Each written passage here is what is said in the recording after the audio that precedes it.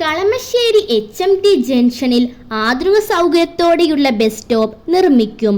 വ്യവസായ കയർ നിയമവകുപ്പ് മന്ത്രിയും കളമശ്ശേരി MLAയുമായ P. രാജീവ് കളമശ്ശേരി HMT ജംഗ്ഷനിലെ നീണ്ടകാലത്തെ ഗതാഗതക്കുരുക്ക് ഒഴിവാക്കിയതിന്റെ ഫലമായി ഉണ്ടായിട്ടുള്ളത് ഊഹിക്കാവുന്നതിനപ്പുറമുള്ള ആശ്വാസമാണ് ഇന്ന് ഏവർക്കും മനസ്സിലാകും.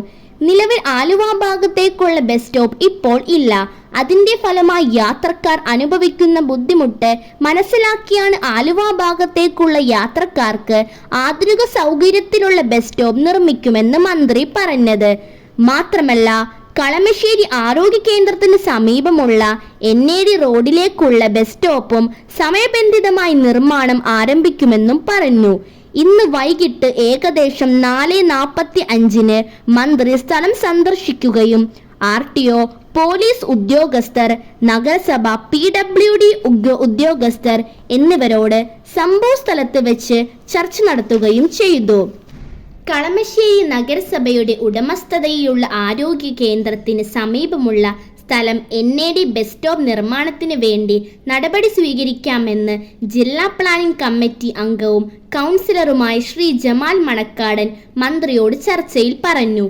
6ാം ward councillor Nasheeda Salam, Kalamassery central local secretary Biju Mohan, HMT junction Moolepadam branch സെക്രട്ടറിമാർ, ഓട്ടോറിക്ഷ തൊഴിലാളികൾ, സമീപത്തെ കച്ചവട സ്ഥാപനങ്ങൾ നടത്തുന്നവർ തുടങ്ങി നാനാതുറയിലുള്ളവർ മന്ത്രിയുടെ സ്ഥലം സന്ദർശന വേളയിൽ ഉണ്ടായിരുന്നു.